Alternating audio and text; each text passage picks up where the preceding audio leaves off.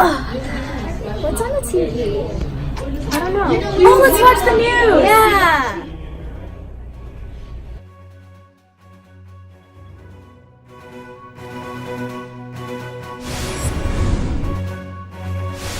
Hello everyone, welcome to the #1 news show in California. We want to update you on the stories we're working on, so let's get started with the rundown. Tonight in Yorktown, Virginia, the Treaty of Paris was officially signed that signaled the end of the Revolutionary War.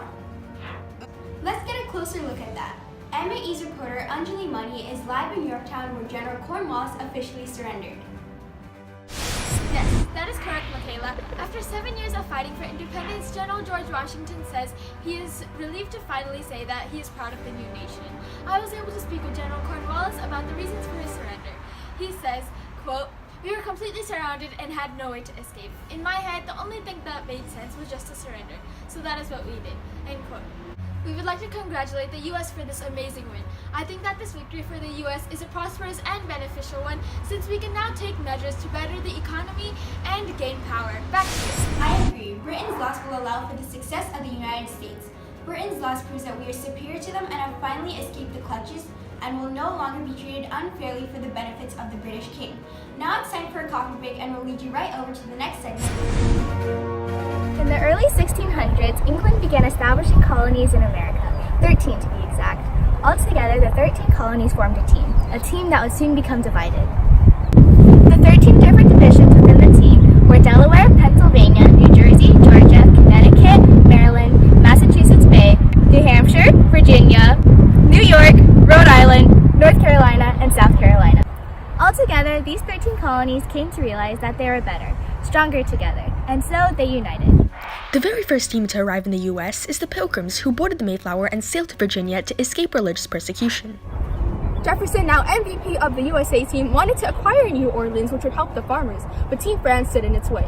Fortunately for Jefferson, Team France felt burdened with this division and was willing to sell it to another nation. And that's the tea! Jefferson put his concerns aside and purchased the Louisiana Territory. Team USA is taking over. They are winning every battle and taking the land. And in their recent battle against Team France, they took home a huge dub, and their prize was an addition of land that doubled the size of the U.S. Jefferson chose Meriwether Lewis and William Clark to explore the land.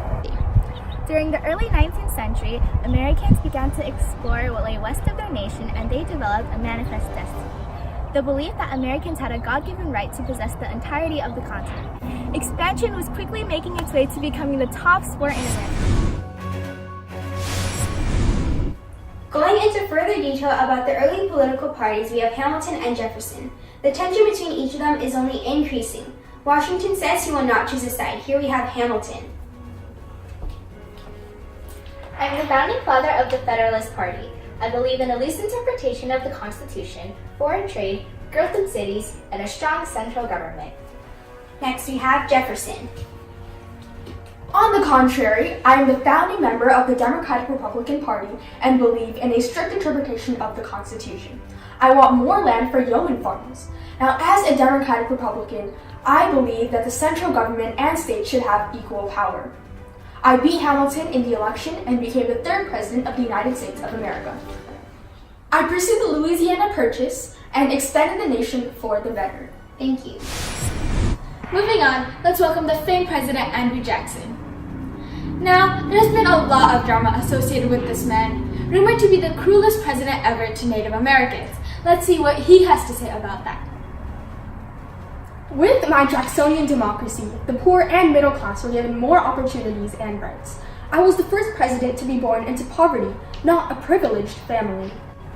Are the rumors true? Were you really the cruelest president ever to Native Americans? No, of course not. I was just being nice to the natives by giving them more land. I mean, they were just being ungrateful for the amazing opportunities I gave them that they wouldn't have otherwise. Thank you. The Civil War is still raging on. North against South in a battle against slavery. The nation is split and broken. The South is insistent that slavery should be kept in the nation. However, the North is strongly anti-slavery. Coming to you live, we have reporter McKayla Chang reporting on weather for the forthcoming battles about to take place. Right now, General Lee just met with General George McClellan at Antietam Creek near Sharpsburg, Maryland. Anyways, let's give a rundown of today's weather forecast. Today it is expected to be relatively cloudy with just a tad bit of sun. Today, September 17th, the weather will vary from the high 60s to the low 70s. Battle of Antietam is officially the bloodiest day of the entire Civil War. Lee's forces and McClellan's forces fought on the battlefield of Antietam Creek. This battle had so many casualties, and it caused Americans to wonder why they were even fighting the war if so many lives were going to be lost. On July 1st, it is forecasted to be 76 degrees with low clouds. The next day, July 2nd, the temperature is only increasing at 81 degrees and a relatively cloudy sky. On July 3rd, it will be 87 degrees. What a number! Now, on July 4th, the weather is predicted to be quite different than the other days, with a decent amount of rain and a high of 68 degrees. Now, just a few days later, the surprising Battle of Gettysburg took place. Lee decided to attack Meade's troops. The Union stationed themselves on Cemetery Hill, which gave them a huge geographic advantage and allowed them to win this war. This battle was so important because it was a turning point of the Union's fate.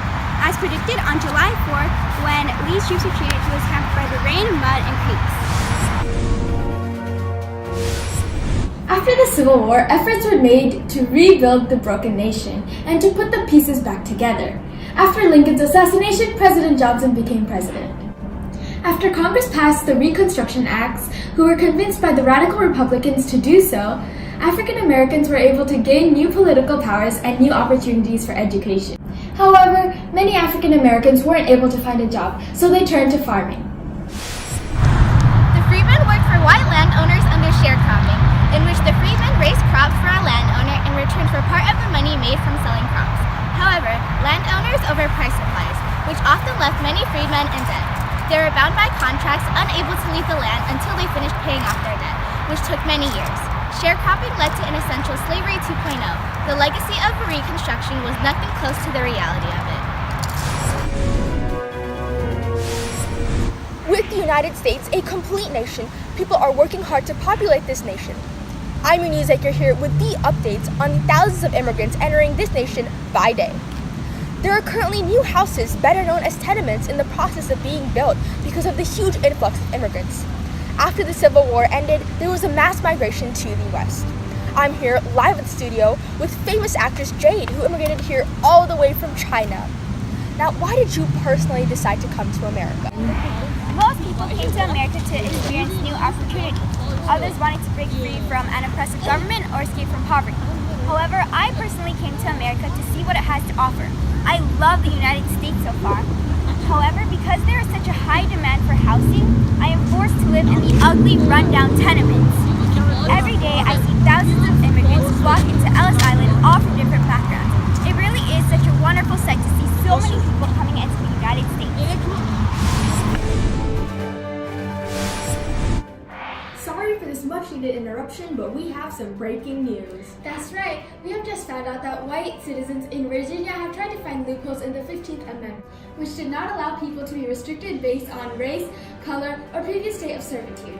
Instead, they used literacy tests, poll taxes, and grandfather clauses to restrict the people that could vote.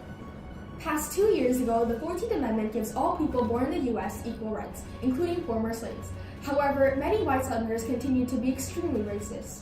5 years ago, the 13th Amendment was passed and freed all slaves. From a few years before this, President Lincoln is giving the Emancipation Proclamation, which he states will, quote, give a greater moral purpose to the Civil War. I realized in order to defeat the Confederacy, we first had to abolish slavery. We are now not only fighting the war to preserve the Union, but also to abolish slavery, a moral disgrace, once and for all. Politically, I also had another reason to abolish slavery: foreign policy. I eliminated the Confederacy from getting help from foreign nations such as France and Britain. Officially, the Emancipation Proclamation didn't free any slaves like it intended to, but it was the starting process of which African Americans began to acquire rights for themselves. And now, Lincoln's and thousands of slaves' dreams have come true. Sadly, these amendments didn't necessarily work out because the white Southerners prevented it. May News greatly hopes that in the future, the African Americans get the rights they deserve. Thanks for tuning into May News this week, everyone. We'll catch you next week.